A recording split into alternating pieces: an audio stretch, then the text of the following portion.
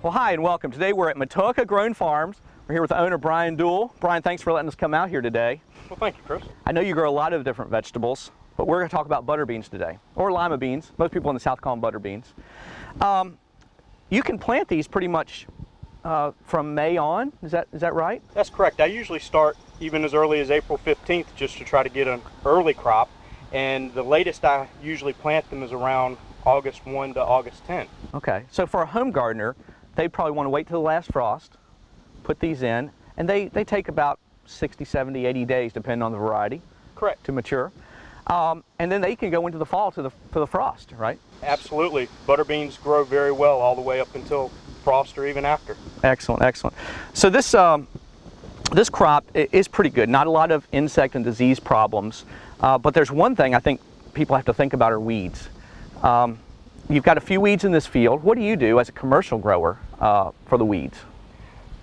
I try to do two things. I've tried some chemicals, and I try and do a basic combination of chemicals, and I actually cultivate like the old-fashioned farmer using the tractor and turn hose and sweeps.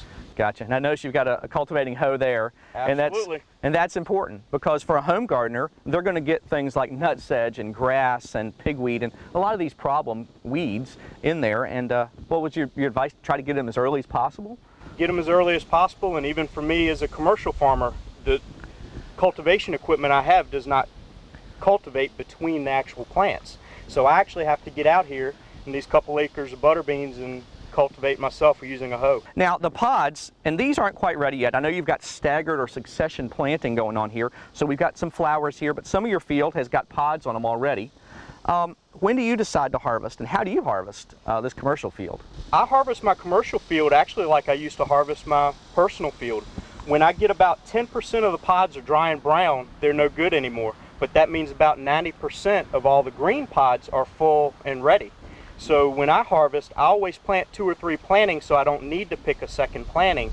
And I'll pull the whole plant up, put it in the back of a truck, and then go work in the shade at a picnic table. So I'm not burning up or breaking my back bending over. That's great. That is great. So when they're ready to harvest, the pods are plump and they're still bright green, right? Correct. That's when they know to pull them off the plant. Correct. If they're going to just go through. If you can feel the bumps inside the bean, the pod, then they're ready. So now we were talking about deer. Deer can be a real problem. They can chew, when the plants are young, they can chew the seedlings? They prefer them when they're young.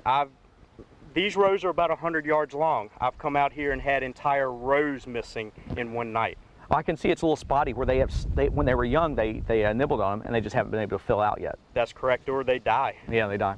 What would you do as a home grower? What kind of things can you do to keep deer away?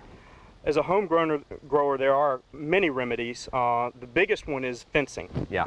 Fence needs to be at least 7 or 8 feet tall, though. Right. The other thing, I've heard people playing music all night long. Right. I've also heard of people going to barber shops and getting hair, Ivory or Irish Spring soap. There's a lot of them. I'm really not sure which one of those actually work, because some of them are urban legends. Right. But then there's also a lot of commercial products available. Right, and those are good. And the fence is a great idea. I like that. Well, for more information on butterbean production, please contact your local county extension office and talk to a master gardener.